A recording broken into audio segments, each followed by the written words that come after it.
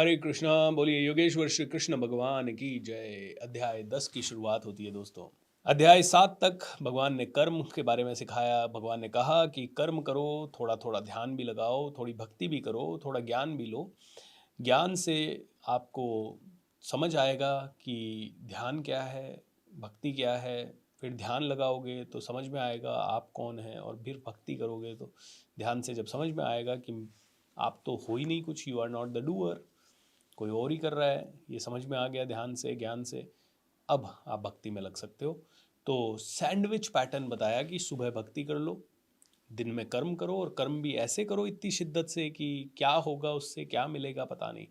आज हो सकता है जो मैं कर रहा हूँ ना, उसको उसका मुझे कुछ खास असर ज़्यादा नहीं दिखाई देगा इसी मोमेंट में। आप जो मेरे साथ कर रहे हो, सुन रहे हो मुझे, इसका असर इमीडिएट कोई दिखाई नहीं देगा शायद। क्यों नहीं दिखाई देगा? क्योंकि हमें पता ही नहीं चलेगा। हमारी लिमिटेड बुद्धि क्या कहती है, अभी मैंने कुछ किया, अभी कुछ होना चाहिए, तो वो तो होता नहीं है। अभी आप सच बोले और आपको अभी कुछ हुआ नहीं, अभी आपने दान दिया, इमीडिएटली आपको अभी कुछ हुआ नहीं। लेकिन हमें ये नहीं पता कि हमारे कर्मों के फल हमें किस रूप में, कब, कहाँ, कैसे मिलेंगे। हो सकता है हमारे कोई काल था हमारे लिए और वो टल गया। होता है ना, कई लोग जाते हैं, भाई तुम्हारे तो भाई पीठ पे काल बैठा हुआ है, अब क्या करें, अरे पूजा करवाओ, ये करवाओ। और आदमी कई बार करवाता भी है। हो सकता है वो सच में हो कि काल बैठा हो और टल गया हो। सो भगवत गीता हमारे जीवन को जीने की एक छोटी सी कला हमें सिखा रही है। It's telling us art of living and art of dying both, कि आप मरते समय भी आपकी कॉन्शियसनेस भगवान में रहे और जीते समय भी आपका ध्यान भगवान में रहे। ये अध्याय 10 जो है, ये 3 चीज़ों के ऊपर बात करता है। पहला जीवन, भगवान के साथ आपका संबंध कैसा होना चाहिए। ओके, दूसरा चिंतन इसमें है, भगवान के जो भक्त हैं उनका जीवन शैली कैसा होना चाहिए। इसके ऊपर अंदर है, एंड भक्ति करने का प्रयोजन क्या है, भक्ति करने से क्या होने वाला है। अब देखिए, धीरे धीरे कर्म से हम भक्ति पे शिफ्ट हो रहे हैं। पता है क्यों? क्योंकि कहीं ना कहीं भक्ति भी कर्म है, और भक्ति भाव से किया गया कर्म ही वो है जो कि कर्म कर्म किए जा, फल की इच्छा मत कर, वो वाला है। भाई, भक्ति भाव से करो ना कर्म, ये जानते हुए करो कि मैं आया हूँ, मुझे आज भगवान ने चुना है बात करने के लिए। अब इस काम की क्या मैं भक्ति कर रहा हूँ? अगर भक्ति कर रहा हूँ तो मैं रोज सुबह खुद बहुत इसको शिद्दत से ले रहा हूँ। 21 दिन मैंने बोला है, 51 दिन मैंने बोला है पूरे। आज करीब 10 साल से, 15 साल से बहुत बुरा समय आया मेरे पास इस ट्रेनिंग फील्ड में, लेकिन बुरे से बुरे समय में भी मैं इसको काम को कर रहा हूँ और पूरे पैशन से कर रहा हूँ। तो ये एक तरह से छोटी सी भक्ति हो गई। और भक्ति से जब कर्म करते हो तो आप, हो सकता है छोटे मोटे फल की कामना करोगे, यार थोड़ी प्रसिद्धि हो जाए, थोड़ा पैसा आ जाए, लेकिन आपको शायद उससे बहुत गुना ज़्यादा मिलता है। You never know how much you can get, and कितना आपको मिल सकता है। तो देखिए, भगवत गीता में एक छोटी सी चीज़ हम देखेंगे, जहाँ जहाँ भी अर्जुन ने कोई बात कही है, जहाँ जहाँ भी किसी और ने कोई बात कही है, संजय ने कुछ कहा है, वहाँ वहाँ ये आया है अर्जुन उवाचा, संजय उवाचा। लेकिन हर जगह पे जब भी श्री कृष्ण भगवान ने कोई बात कही है तो कहा गया है भगवान उवाचा। भगवान उवाचा का मतलब है भगवान ने कहा। अब भगवान कौन? जैसे मैंने कहा बुद्धिवान, बुद्धिमान, धनवान। तो धन का स्वामी यानी धनवान, भाग्य का स्वामी यानी भगवान। जो इंसान भाग्य का स्वामी है वो भगवान है। अब वैसे तो भगवान परम पिता परमेश्वर हैं और हम उनका अंश है। देखिए, परम पिता परमेश्वर, ये पूरी संसार, प्रकृति, सब कुछ जुड़ा हुआ है, सब कुछ कनेक्टेड है। और कोई ना कोई सुप्रीम पावर है, पता नहीं क्या इंटेलिजेंस है, मतलब आप और मैं शायद सोच भी नहीं सकते उस लेवल का, कहीं पे भी किसी भी लेवल में। तो भगवान तो खैर एक जीव से तो बहुत बड़ी शक्ति है। बट सागर के अंदर एक पानी की बूंद भी है और सागर भी है। तो वो बूंद किसका हिस्सा है? सागर का हिस्सा है। जब तक वो बूंद सागर में पड़ी है तब तक उसके अंदर सागर की ताकत है, समुद्र की ताकत है उस बूंद में। जैसे ही हम समुद्र से उस बूंद को निकाल दें, उस बूंद में इंडिविजुअल कोई ताकत है? कुछ नहीं। वो दिखेगी भी नहीं किसी को, 1 मिनट में उड़ जाएगी, गायब हो जाएगी। अंगुली पे ली और ऐसे अंगुली पे फेरेंगे, गायब हो जाएगी बूंद। लेकिन जब तक वो बूंद सागर में पड़ी है ना, समुद्र में पड़ी है, तब तक उसकी वैल्यू है, तब तक वो सर्वशक्तिमान के साथ है। ऐसे ही हम मनुष्य जो है ना, जब तक हम अपना कनेक्शन परमात्मा से जोड़ के रखेंगे तब तक हम सर्वशक्तिमान है। जैसे ही हम कहते हैं परमात्मा कोई नहीं है, जैसे ही हम कहते हैं कोई परम शक्ति नहीं है, अरे यार मेरी चिंता है, मेरी ज़िंदगी की सारी चिंता मुझे ही लेनी पड़ेगी, वैसे ही हम अपने आप को उस बूंद की तरह सागर से अलग कर देते हैं। फिर हमारा कोई वजूद नहीं है, फिर आप मरते रहो, जलते रहो, लुटते रहो और बुलबुले की तरह चले जाओगे। दोस्तों, इंसान इस दुनिया में आता है और चला जाता है, क्यों जिया पता नहीं, क्यों मरा पता नहीं। प्रॉब्लम ही प्रॉब्लम, प्रॉब्लम ही प्रॉब्लम, क्योंकि वो अपने आप को सागर से दूर रखता है और एक बूंद समझता है। वो अपने आप को एक बूंद समझता है, ज़्यादा से ज़्यादा एक लोटा समझता है, ज़्यादा से ज़्यादा एक एक बकेट पानी समझता है, ज़्यादा से ज़्यादा एक टैंकर पानी समझता है। कोई आदमी अपने आप को एक टैंकर समझता है पानी का, कोई आदमी अपने आप को एक बूंद समझता है, और वो अपने आप को सागर से अलग करके रखता है। यार मेरी चिंताएं बहुत है, मेरी प्रॉब्लम्स बहुत है मेरी। लेकिन कुछ कुछ भक्त होते हैं जो अपनी सारी चिंताएं भगवान को दे देते हैं। ऐसी एक बहुत ही ज़बरदस्त कहानी है नरसी भगत की। नरसी भगत भगवान के बहुत बड़े डिवोटी थे, बहुत ही ज़बरदस्त डिवोटी थे, और दिन रात भगवान की सेवा पूजा भक्ति में लगे रहते थे। काम कर रहे हैं, खेती कर रहे हैं तो भगवान की भक्ति, हर चीज़ में भगवान की भक्ति।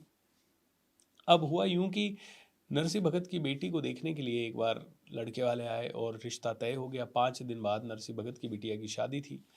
बट नरसी भगत बहुत ही दरिद्र थे, बहुत ही गरीब थे। बीवी बड़ी टेंशन में कि यार क्या करेंगे, कैसे होगी शादी, न कपड़े, न खिलाने के लिए अन्न, न कुछ और, क्या होगा, कैसे होगा। तो नरसी भगत ने कहा मैं कोशिश करता हूँ। बाहर गए, एक दिन लोगों से पूछताछ की, दूसरे दिन लोगों से पूछताछ की, इस गांव से पैसा वैसा नहीं मिला, कोई उधार, अगले गांव में गए। नरसी भगत को जानते भी काफ़ी लोग थे तो दूसरे गांव में चले गए।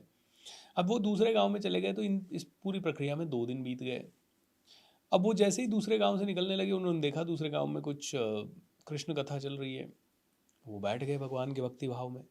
वो 7 दिन की कथा थी। अब नरसिंह भक्त तो भक्त थे, अद्भुत भक्त थे, रम गए भगवान की भक्ति में। पता ही नहीं चला 7 दिन कैसे निकल गए। भक्ति भाव पूरा, भजन संध्या सब कुछ खत्म हुई। नरसिंह जी ने पूछा, अरे आज क्या तारीख है, आज तो ये तारीख, ओ नो। भागे भागे अपने गांव गए, भागे भागे अपने गांव गए, भागे भागे अपने गांव गए, और गांव में जाके उन्होंने देखना शुरू किया। Oh my God. तो जैसे ही वो गांव में अपने एंटर हुए, सभी लोग उनकी तारीफ कर रहे हैं, नरसी क्या बात है, नरसी बहुत बढ़िया, नरसी कैसे हुआ ये, आओ। नरसी को समझ में नहीं आया कि ये हो क्या रहा है। उनको तो चिंता थी कि बीवी डांटेगी, मारेगी, और पता नहीं बिटिया की शादी का क्या हुआ है, शादी टूट तो नहीं गई है, शादी हुई भी है कि नहीं हुई है। बहुत गिल्टी फील होते हुए घर गए, और घर गए और देखा कि सब कुछ बहुत अच्छा है। बीवी ने पूछा, मतलब उन्होंने पूछा क्या हो गया, मतलब सब लोग इतने हैप्पी क्यों हैं, मुझे बधाई क्यों दे रहे हैं।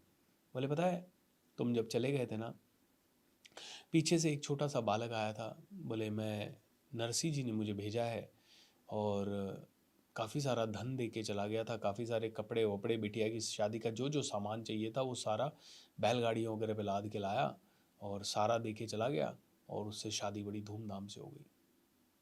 तो भगवान कहते हैं कि जब तुम मुझ पे उस लेवल का ट्रस्ट करते हो, मतलब सागर में वो बूंद मिल के सागर के साथ रहती है, तो मैं सागर हूँ भाई, मैं तुम्हारे लिए कुछ कर सकता हूँ, कुछ भी कर सकता हूँ, मैं तुम्हें सब कुछ दे सकता हूँ।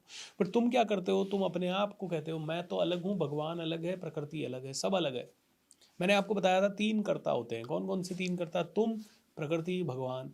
तुमने एक इच्छा की, भगवान ने उस इच्छा को सुनी, तुम्हारे कर्मों का अकाउंट देखा कि तुमने कर्म कैसे किए हैं, उसके हिसाब से प्रकृति को निर्देश दिया कि इसकी इच्छा ये पूरी करो।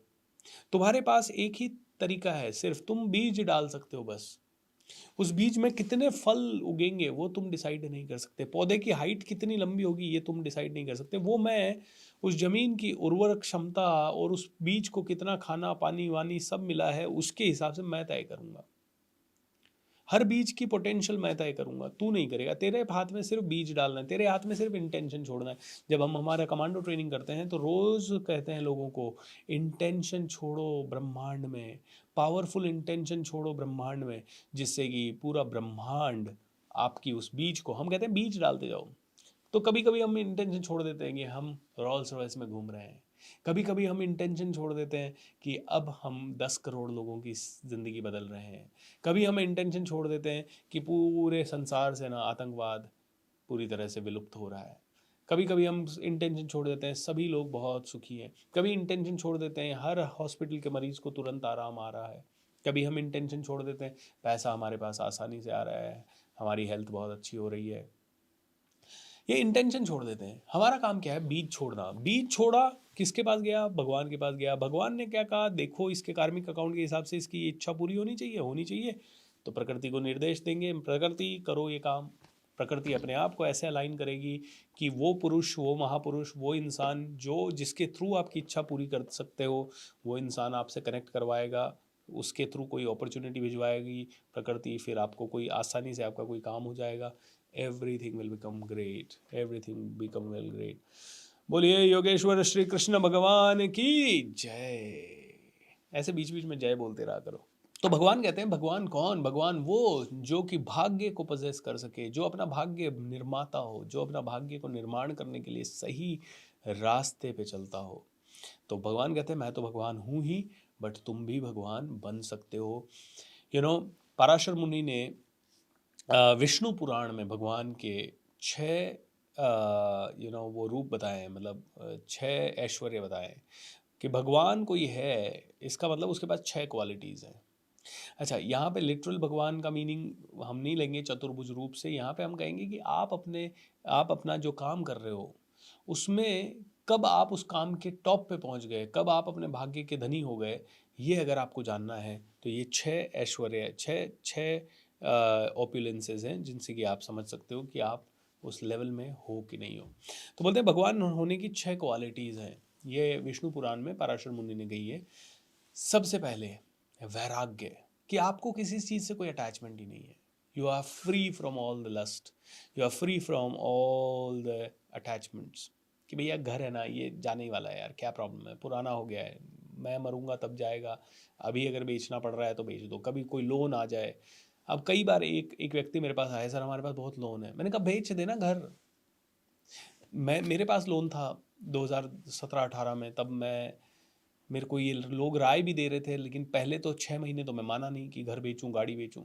6 महीने बाद मैं मेंटली रेडी कर लिया अपने आप को, यार क्या होगा, क्यों इतना लोड ले रहा है, मैंने घर बेचा और मैं कहाँ रह रहा हूँ, उसको किसको पता कौन आ रहा है मेरे घर पर रोज, ठीक है बेच दे। 6 महीने के बाद, क्योंकि पहले होता ना, मेरा घर मैंने खरीदा है, oh my God how can I really renounce it, अरे इसको मैं त्याग दूंगा, मेरी तो पूरी जीवन भर की कमाई चली गई। हम लोग कितने दुखी होते हैं ना, हम लोग इतने दुखी होते हैं। मैंने 1 मिनट में रेडी, पहले माइंड कहता था यार मर्सिडीज़ में बेच दूंगा, कैसे चलेगा, फिर मैंने कहा मर्सिडीज़ बिकेगी तो क्या फ़र्क पड़ता है, बिक गई तो बिक गई, लोग हंसेंगे, 10 लोग हंसेंगे, देखा ये हवा में उड़ रहा था, मर्सिडीज़ ली, मेंटेन नहीं हो पाई। मैंने कहा कोई बात नहीं, जा ही विधि राखे राम, ताही विधि रही है। 6 महीने बाद मैं तैयार हो गया। लेकिन भगवान ने, जब मैं तैयार हुआ तो भगवान ने एक भी चीज़ मेरी नहीं बिकने दी, मेरे पास भंडार भर गए वापस। When you support the world selflessly, the whole universe supports you endlessly। तो अब तो मुझे किसी चीज़ से कोई अटैचमेंट ही नहीं है। मुझे कई बार लोग कहते हैं कि ये तो हमारा पहला घर है, ये तो हमारा पुराना घर है, ये तो नहीं बेचना चाहिए। मैं कहता हूँ यार, अगर ज़रूरत पड़े, अगर आपकी तरक्की में कोई भी चीज़ बाधा बने, तो वो नया हो या पुराना हो, अटैचमेंट छोड़ना पड़ेगा। इसका सभी सही तरीका क्या है? देखिए, आप और मैं जिस संसार में रह रहे हैं वहाँ पे सब कुछ घटना घट सकती है हमारे साथ, कुछ भी घट सकता है। Any moment anything can happen to us, या तो हमारे साथ या हमारे परिवार के साथ कुछ भी घट सकता है। जब अगर कुछ भी घट सकता है तो बी प्रिपेयर्ड फॉर एवरीथिंग। तो भगवान कहते हैं कि अगर आपको नेक्स्ट लेवल पे जाना है तो सबसे पहली चीज़ है वैराग्य चाहिए। वैराग्य अगर आया तो you can really become great. आपको पहले से ही तैयारी करनी है कि घर में जितने सदस्य हैं वो सभी एक दिन मारे जाएंगे, एक दिन वो सभी मृत्यु को प्राप्त होंगे। एंड आप ये अटैचमेंट जितना जल्दी छोड़ो उतना अच्छा है, उतना कम दुख आपको होगा। तो आपको मन में ऑलरेडी इमेजिन करना है कि everybody is going to die one day, और ये भी जा रहे हैं, ये भी जा रहे हैं, कभी आप जाओगे पहले, हो सकता है बस पहले कौन जाएगा इतना ही है।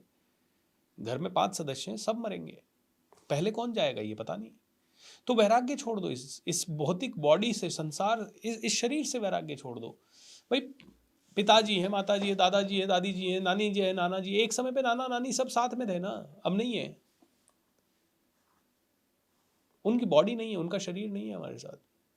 भगवान कहते हैं ये जितनी जल्दी एक्सेप्ट कर लेगा उतनी जल्दी तेरे आसार हैं। तू जिस नौकरी में है वो चाह सकती है कभी भी, आपका जो बिजनेस चल रहा है वो कभी बंद हो सकता है, आपके जितने एम्प्लॉइज हैं वो कभी भी आपको छोड़ सकते हैं। बोलते हैं डिटैच हो जा सबसे। तो आपको मैं बताता हूँ इसको मैंने कैसे प्रैक्टिस किया। 2013 में एक साथ मेरी 26 लोग टीम के छोड़ गए थे। 26 people left me in one single day. क्यों? क्योंकि मैंने एक बहुत बड़ा कोच हायर किया था और उसने उसकी नीयत ख़राब हो गई थी। उसने कहा इस भूपेंद्र को तो ज़्यादा आता नहीं है, सारे लोग मेरे अंडर में भी हैं। उसने सबको बहकाया, अपनी कंपनी लेके। मैं 2-4 दिन बड़ा परेशान हुआ, 2 दिन नहीं, 2 दिन रोया, मैं बहुत रोया। तीसरे दिन उठ के ना मैंने अपने आप को एक चीज़ कही, मान ले ये लोग किसी फ्लाइट से या किसी बस से या किसी ट्रेन से कहीं जा रहे होते सारे के सारे, और वो प्लेन क्रैश हो जाता या वो बस खाई में गिर जाती और ये सब के सब एक साथ मर जाते, तो भी क्या तू इतना ही दुखी होता?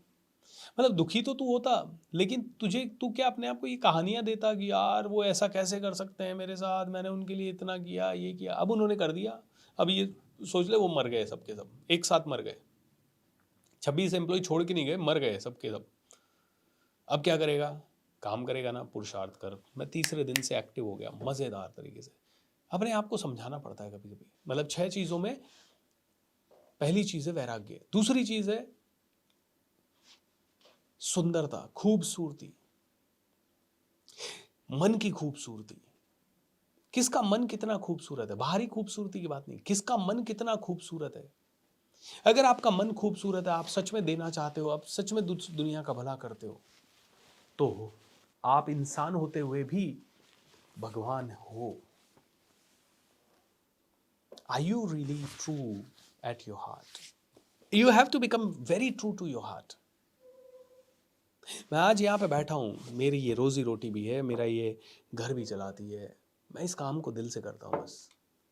ये काम मेरे लिए पूजा है। दुनिया चाहे कोई कुछ भी कहे, और हम पैसा भी लेते हैं काम का, सीधी सी बात है। हम मांगते हैं लोगों से कि यार मैं आपको 3 महीने ट्रेनिंग दूंगा तो मैं आपसे इतना पैसा लूंगा, मैं आपको 2 साल ट्रेनिंग दूंगा तो मैं आपसे लाखों में लूंगा। हम मांगते हैं, लेकिन हम जानते हैं कि हम सच से ये काम कर रहे हैं। बाकी तो फिर जो भी जिसको सोचना है उसका तो हम मुंह बंद नहीं कर सकते। तो खूबसूरत होने चाहिए। खूबसूरती, बाह्य खूबसूरती भी अपने आप आने लग जाएगी जब आप आंतरिक खूबसूरती को समझ लोगे। और जब से मैंने इसको समझा है ना, मुझे बहुत बड़ी एक चेंज मेरे अंदर आया है। पहले छोटे बाल में मैं किसी के सामने जा ही नहीं पाता था, मुझे ऐसे शर्म सी आती थी। पहले मुझे लगता था यार मैं कैसा बेकार सा लग रहा हूँ, कैसे मैं लोगों को फेस करूँगा, ओ माय गॉड, ये वो हीन भावना थी। जब से ये एक्सेप्ट किया, कोई फ़र्क नहीं पड़ता, क्योंकि अब पता है काम में खूबसूरती है, अपने मन में खूबसूरती है। बोलते तीसरा है ज्ञान। भाई अगर आपको ज्ञान है, आप नॉलेज ले रहे हो, आप थोड़े से समझदार हो, आप कॉमन सेंस का अप्लाई कर रहे हो। भाई मैं समझ नहीं आता कि कोई लोग 50-50, 60-60, 70-70 साल के हो जाते हैं और फिर भी वो बच्चों जैसी हरकतें करते हैं। उसने मेरा ये ले लिया था ना, उसे वो ऐसे कैसे कर सकता है, उसने मेरे बारे में ऐसे कैसे कह दिया, उसने मेरा वो शादी वाले कार्ड में नाम क्यों नहीं छपवाया, उसने नाम सबसे ऊपर क्यों नहीं रखवाया मेरा, अरे उसने तो मेरे को याद ही नहीं किया, अरे उसने तो मेरे को बुलाया बस व्हाट्सएप पे फॉर्मेलिटी कर दी, कार्ड भेज दिया, आया नहीं, आना चाहिए था उसको बुलाने घर पे। यार बच्चे हो क्या? वो है ना डायलॉग, छोटी बच्ची हो क्या? कौन सा केस, कौन सी मूवी का है, जिसका भी है। ज्ञान नहीं है, ज्ञान का अभाव है तो छोटी चीजों में फंसे हुए हैं। कहाँ का ईगो है? बोलते हैं या तो मनुष्य के हृदय में ज्ञान रहेगा या ईगो रहेगा, और जिसके मन में ईगो है वो आदमी आगे नहीं बढ़ सकता। तो आपके अंदर होनी चाहिए वैराग्य, आपके अंदर होना चाहिए ज्ञान, आपके अंदर होनी चाहिए खूबसूरती। अगली चीज जो आपको भगवान बनाने के नजदीक पहुंचा सकती है उसको कहते हैं वीरता। छत्रपति शिवाजी महाराज को पूजा जा रहा है क्योंकि वीरता, साहस, अद्भुत, अदम्य। झांसी की रानी, भगत सिंह, महाराणा प्रताप, पूजा जा रहा है इन सबको। अदम्य साहस, इनक्रेडिबल वीरता। जिसने भी वीरता दिखाई उसको भगवान की तरह पूजा गया। वीरता। अगला है यश। जिसकी भी कीर्ति बढ़ी, जिसने अपने काम में बहुत पावर लगाई, उसकी कीर्ति बढ़ेगी, यश होगा उसका। और जिसको ये कीर्ति बढ़ेगी, जिसका यश बढ़ेगा, उसे भगवान की तरह पूजा जाएगा। जैसे कि रजनीकांत, जैसे कि अमिताभ बच्चन, जैसे कि सचिन तेंदुलकर, जैसे कि विराट कोहली, जैसे कि सारे बॉलीवुड इंडस्ट्री के top most star, Sonu Sood.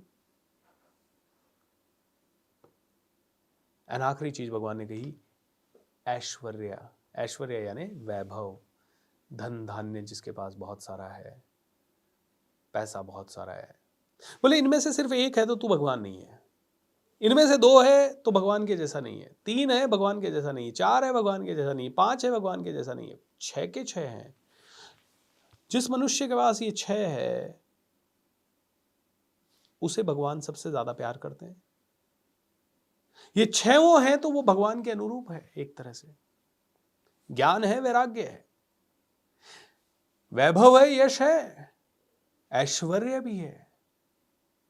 बोलते ये भगवान की क्वालिटीज हैं, ये भगवान के छह पिलर्स हैं।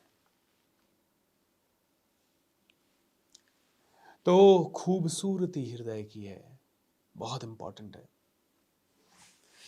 दोस्तों। भगवान, आप अपने भाग्य के विधाता खुद बन सकते हो अगर आप मन से खूबसूरत हो, अगर आप ज्ञान रखते हो, कॉमन सेंस रखते हो, अगर आप अटैचमेंट की प्रवृत्तियों को कम करते हो, अगर आप साहसी हो और आपने अपने इन सभी क्वालिटीज को इस्तेमाल करके यश एंड ऐश्वर्य दोनों प्राप्त किया है। आपको फेमस सिर्फ गलत कामों के कारण फेमस नहीं होना है, आपने यश एंड ऐश्वर्य। ऐश्वर्य का मतलब सिर्फ सोना चांदी इनसे नहीं है, ऐश्वर्य का मतलब बहुत सारे लोग आपके साथ हैं, बहुत सारे। वो आदमी सिक्योर नहीं है जिसके पास सोना चांदी है, वो तो हमेशा डर में रहेगा कि आज कोई लूट ना ले मुझे, आज कोई मार ना दे मुझे, वो तो हमेशा। लेकिन जिसके साथ लाखों लोग लगे हुए हैं ना, उसका ऐश्वर्य ही ऐश्वर्य है। आप देखिए जैन मुनि कुछ भी नहीं पहनते हैं लेकिन उसके बावजूद भी उनके पीछे पूरी दुनिया चलती है। दैट इज ऐश्वर्य, वो रियल ऐश्वर्य है। तीनों लोगों का स्वामी हो आप, ऐसा आपकी पावर हो। ऐश्वर्य को मत समझ लेना सिंहासन हो, गोल्ड का मुकुट हो तो ही आप भगवान हो, नहीं नहीं। तो दोस्तों परमात्मा ही परम ईश्वर है, भगवान ही परम ईश्वर है और हम उसकी संतान हैं। तो हम एक सागर में बूंद की तरह हैं।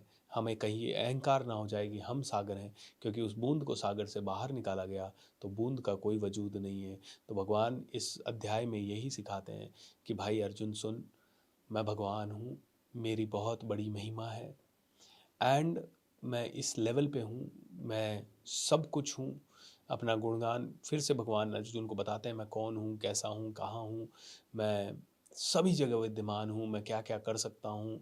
भगवान अपने सारे ऐश्वर्य, सारी ताकत, सब के बारे में अर्जुन को फिर से बताते हैं। और अंत में अर्जुन भी ये डिक्लेयर करता है कि भगवान अब मैं इस पूरी दुनिया को डिक्लेयर करना चाहता हूँ कि आप ही सब कुछ हो।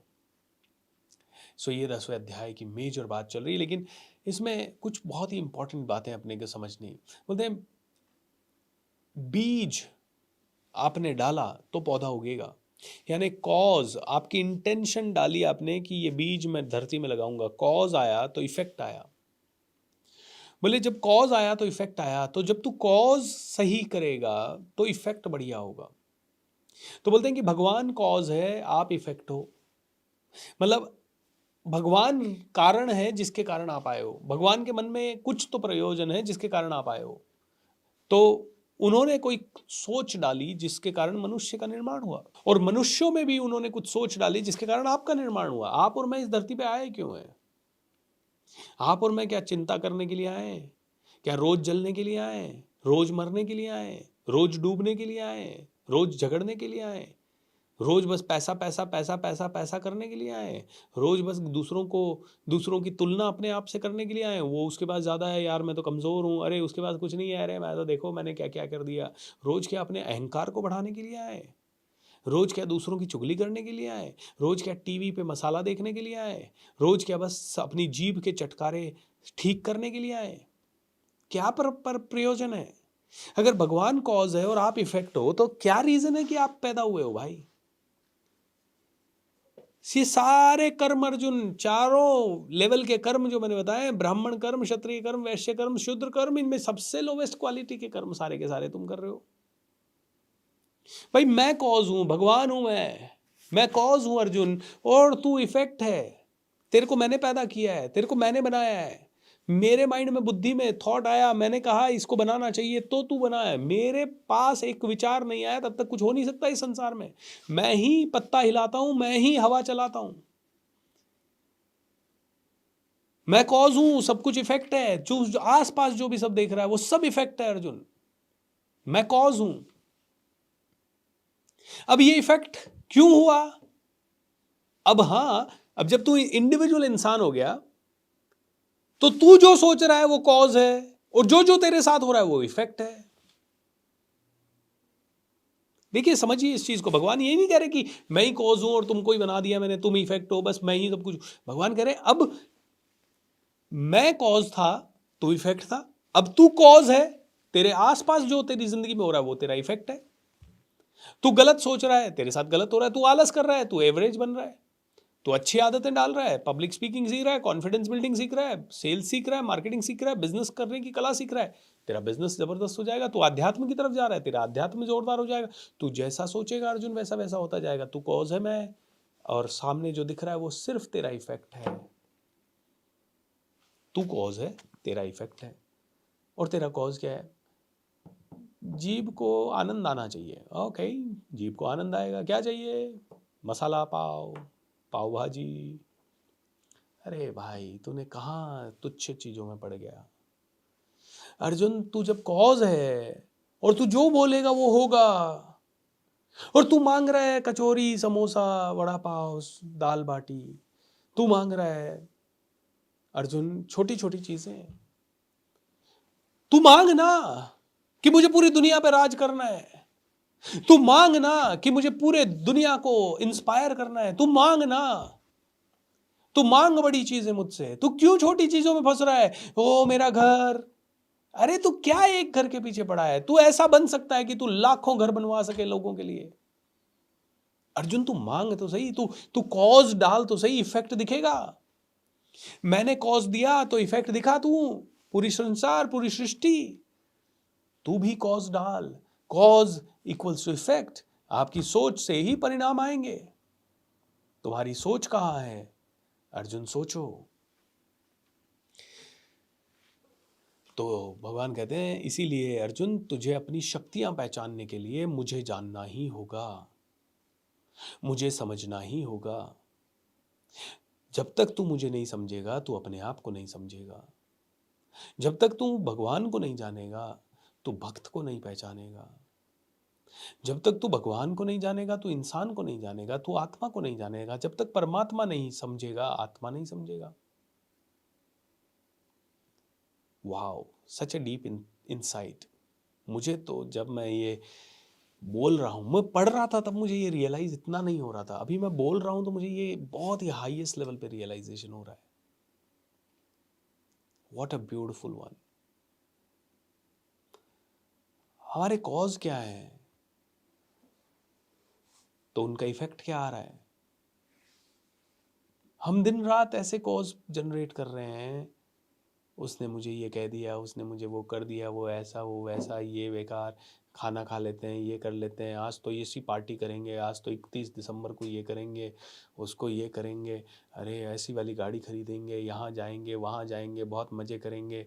अच्छा, तुम्हारे सारे के सारे कॉज इतने शुद्र लेवल के हैं, इनमें एक भी कॉज नहीं है कि दुनिया बदलेंगे, दुनिया बनाएंगे, समाज को निर्माण करेंगे, देश का निर्माण करेंगे, आगे बढ़ेंगे, युवाओं को प्रेरित करेंगे, दिन रात दूसरों के लिए जीवन न्यौछावर करेंगे, भगवान को ढूंढेंगे, मोक्ष प्राप्ति करेंगे। इनमें से तेरा एक भी कॉज अच्छा नहीं है, ब्राह्मण लेवल का नहीं है, सब शूद्र लेवल के हैं, सब नीची, सबसे नीचे लेवल के हैं।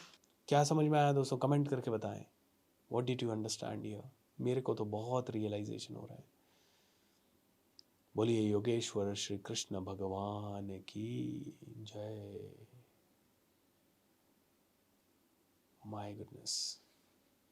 बोलते हैं ये कॉज इफेक्ट को हम नहीं समझते, उसके बाद भी हम कहते हैं हमें तो सब कुछ आता है। हम कितने बड़े मूर्ख हैं, हमें तो सब कुछ आता है। हम तो बड़े हो गए, हम तो 40 के हो गए, हमें तो सब आता है। हम तो 50 के हो गए, सब आता है। हम 70 के हो गए, धूप में बाल थोड़ी सफ़ेद किए, हमें तो सब आता है। बोलते हैं अर्जुन तेरी गलती नहीं है भाई, बड़े बड़े ऋषि मुनि साधु संत सन्यासी भी मुझे नहीं जान पाते हैं, तेरी गलती नहीं है। तो अर्जुन कहता है भगवान मैं फिर जानूं कैसे आपको? बोलते दो ही तरीके हैं तेरे पास जानने के। एक, या तो तू मुझसे जान डायरेक्ट कि मैं तुझे बताऊं कि मैं कौन हूं और ये सृष्टि क्या है और तू क्यों है, या तो तू मुझसे जान, और तू मुझसे अगर नहीं जान सकता तो मेरे किसी एजेंट के पास जा। कौन मेरे एजेंट? कोई प्रामाणिक गुरु, कोई पावरफुल गुरु, कोई ऐसा गुरु जो इस चीज को ढंग से समझे और समझाए। तू या तो मेरे पास आ या किसी प्रामाणिक गुरु के पास जा, और कोई तरीका नहीं है। ये दो ही तरीके हैं। अर्जुन कहता है भगवान मैं जानूं कैसे आपको? तो भगवान कहते हैं दो ही तरीके हैं, या तो मेरी शरण में आ, मैं ही बताऊंगा तुझे किसी दिन कि मैं कौन हूं, और या फिर किसी प्रामाणिक गुरु की शरण में जा। ये अहंकार लेके मत बैठ कि मैं तो बूढ़ा हो गया तो मुझे जानना है सब, मैं जानता हूँ। नहीं जानते हम। हमारी पता नहीं सबकी आदत हो गई है, बस दिन भर हम बोलते रहेंगे, ऊट पटांग कुछ भी सोचते रहेंगे, और जो भी हमारे माइंड में आता रहेगा उसको सच मानते रहेंगे बिना किसी वैलिडेशन के, बिना ये सोचे समझे कि हमारा जीवन आखिर है क्या। तो भगवान कहते हैं ऐसे लोग मूर्ख हैं, मूड हैं। ऐसे लोग मूर्ख हैं, मूड हैं। वो भले बड़े हो गए हैं लेकिन मूर्ख हैं। शरीर से बड़ा या उम्र से बड़ा कोई बड़ा नहीं होता, बुद्धि से बड़ा बड़ा होता है। बुद्धि का विकास करो। बुद्धि ब्रह्म में जानी चाहिए, ब्राह्मण बुद्धि होनी चाहिए, कॉज सही होना चाहिए।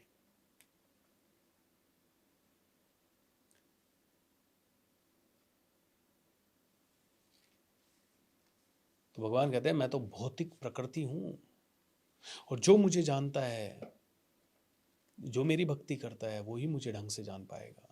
इसीलिए भगवान इस अध्याय में फिर से कह रहे हैं भक्ति करो भाई, भक्ति करो। अब ना दिमाग मत लगाओ। लेकिन हम पता है क्या करते हैं, एक गांव में एक महात्मा गए, मतलब एक बहुत पहुंचे हुए महात्मा थे, और गांव वालों की बड़ी इच्छा थी कि उन महात्मा जी को गांव में बुलाया जाए एंड उनसे प्रवचन सुने जाए। तो महात्मा जी गांव में आए, बहुत बहुत प्रयत्नों के बाद महात्मा जी गांव में आए, और मान लो 6 महीने के प्रयत्न के बाद महात्मा जी गांव में आए।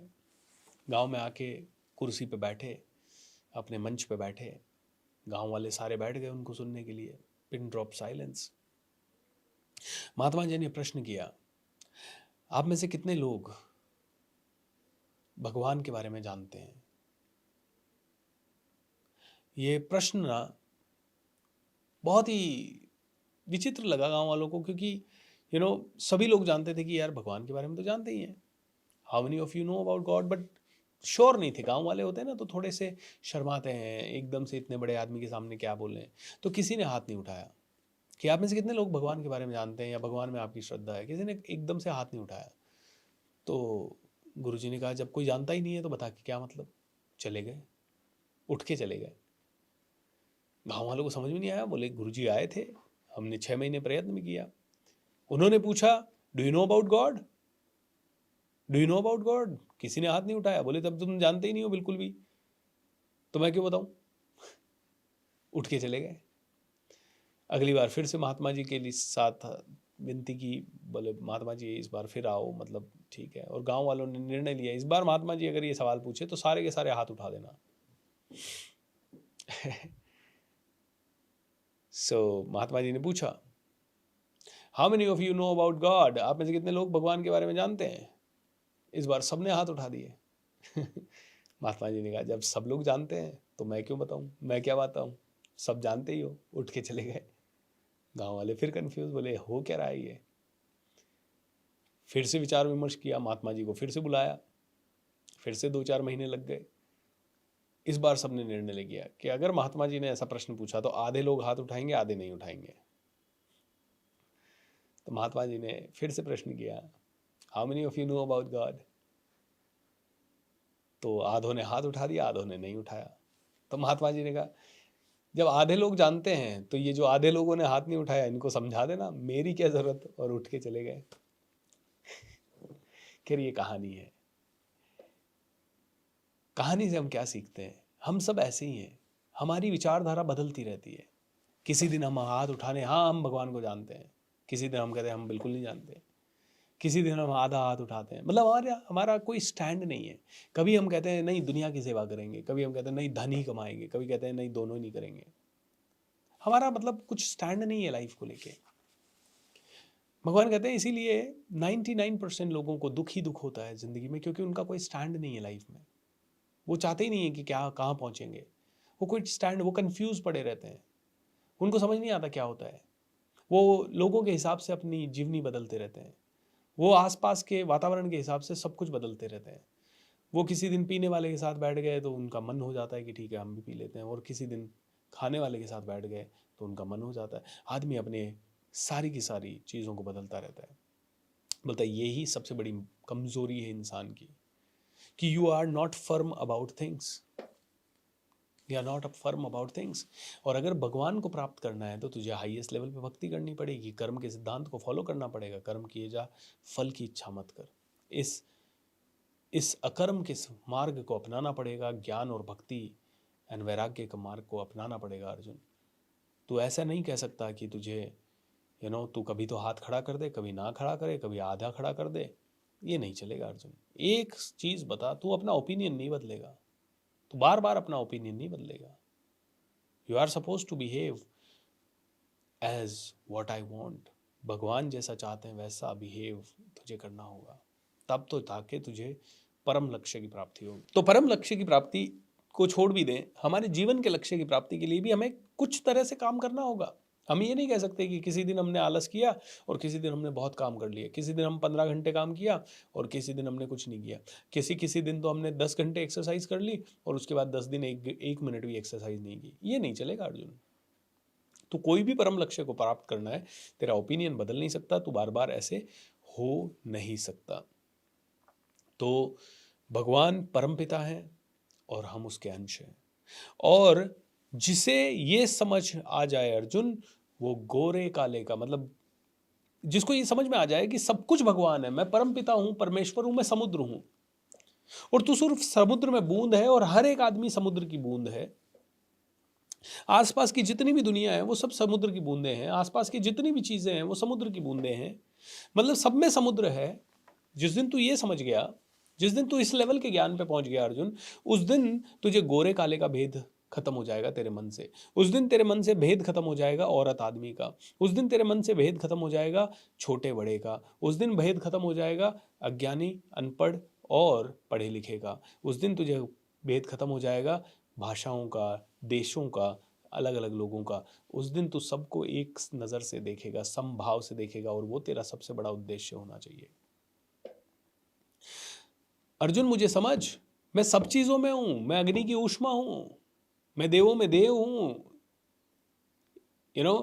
मैं ध्वनि में ओमकार हूं, मैं शस्त्रों के धार हूं, मैं हर चीज मैं हूं,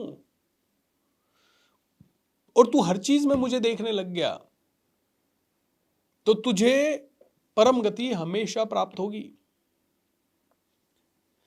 तू फिर लोगों में भेद नहीं करेगा, तू इंसान में भेद नहीं करेगा, तू इंसान जानवरों में भेद नहीं करेगा, इंसान इंसान को डिफरेंटली नहीं देखेगा, तू ये पार्शलिटी नहीं करेगा, तू एक बहुत बड़ा पावरफुल इंसान बनेगा तू।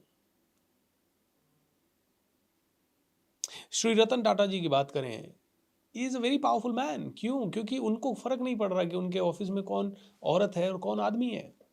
वो किसी को उस नज़र से नहीं देख रहे। अच्छा औरत है तो अलग तरह से ट्रीटमेंट, आदमी है तो अलग तरह से ट्रीटमेंट, वो नहीं कर रहे। वो ये नहीं देख रहे कि अरे यार ऑर्डर कैसा है, क्या है। पाकिस्तान से आया ट्रकों का ऑर्डर, उन्होंने कहा भैया मैं नहीं करता देश के खिलाफ काम। वो पैसों को पैसों की तरह नहीं देख रहे वो। लेकिन वही रिलायंस के पास आएगा तो रिलायंस कर लेगा। क्यों?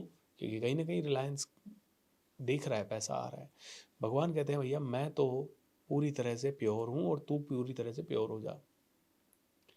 जिस दिन तू ये समझ गया कि सब कुछ परमात्मा है और सब कुछ परमात्मा के द्वारा रचित है, उस दिन तू, तेरे अंदर से अहंकार हट जाएगा। और अहंकार हट गया तो तू ये नहीं देखेगा औरत है ऐसा ही चलना चाहिए, मेरी बात सुननी चाहिए। और औरत कभी ये नहीं कहेगी नहीं मेरी बहू है ऐसे ही करनी चाहिए। उस दिन तू बहू और बेटी का फर्क तेरे अंदर से हट जाएगा।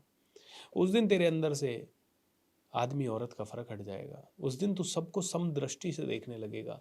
कोई तुझे बुरा नहीं लगेगा, कोई तुझे ज़्यादा अच्छा नहीं लगेगा, तू सबके साथ समान हो जाएगा।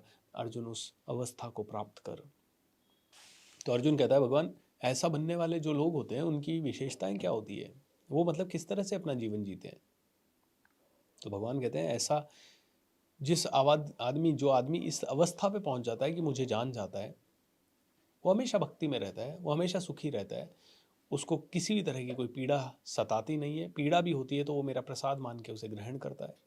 वो उसमें भी मुस्कुराता है, उसमें भी हाउ वंडरफुल कहता है, उसमें भी वो कहता है I accept it, I know भगवान का कोई तो प्रयोजन है। वो हर चीज़ में मेरा प्रयोजन मानता है। वो कभी दुखी नहीं रहता और उसके सारे काम आसानी से होते रहते हैं जैसे नरसिंह भगत के होते रहे। तो भगवान कहते हैं अर्जुन मुझे जान ले बस, तू बाकी छोड़ सब कुछ। लेकिन मुझे जानना इतना सरल होता तो हर कोई बहुत आगे होता, इसीलिए मुझे हर कोई नहीं जान सकता अर्जुन। मुझे जानने के लिए तो दृढ़ संकल्प करना होगा, मुझे जानने के लिए तो गुरु के पास जाके सीखना होगा चरणों में बैठ के। मुझे जानने के लिए तो बहुत सारी पापड़ बेलने पड़ेंगे।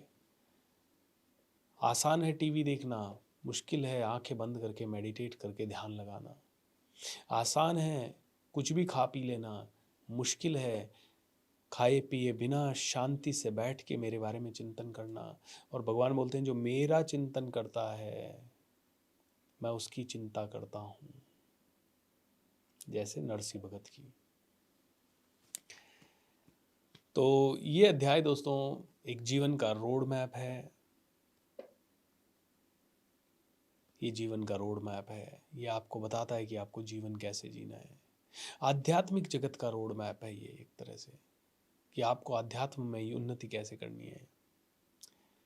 ओम नमः शिवाय। दोस्तों मज़ा आ गया, अच्छा लगा मुझे। वैसे तो रोज़ ही अच्छा लगता है आप लोगों से बात करके, बट ये विजडम इतनी डीप है ना, इतना मज़ा आता है कि सच में यार मैं कॉज हूँ और मैं इफ़ेक्ट पैदा कर सकता हूँ, ये समझ लिया। और हर चीज़ कॉज एंड इफ़ेक्ट है। कोई कारण होगा तो उसका इफ़ेक्ट होगा। हम वो कारण को सही कर दें, हम वो बीज को सही कर दें तो फल अच्छा मिलेगा। कॉज एंड इफ़ेक्ट है पूरी दुनिया। तो भगवान कॉज है, मैं इफ़ेक्ट हूँ। और मैं जो कॉज डाल रहा हूँ उससे मेरी ज़िंदगी में जो जो इफ़ेक्ट पैदा हो रहा है वो इफ़ेक्ट पैदा होगा। ऑलराइट एवरीबॉडी, तो आज यहीं पे रुकते हैं। बोलिए योगेश्वर श्री कृष्ण भगवान की जय। Hare Krishna. May you be the happiest. कल 11वें अध्याय में भगवान का विराट रूप का दर्शन है। विराट रूप देखेंगे भगवान का, उसको समझेंगे अपनी जीवन से जोड़ते हुए एंड फिर आगे बढ़ेंगे 11वें अध्याय में। सो कल मिलते हैं दोस्तों। Alright, God bless you, thank you and be happy, take care.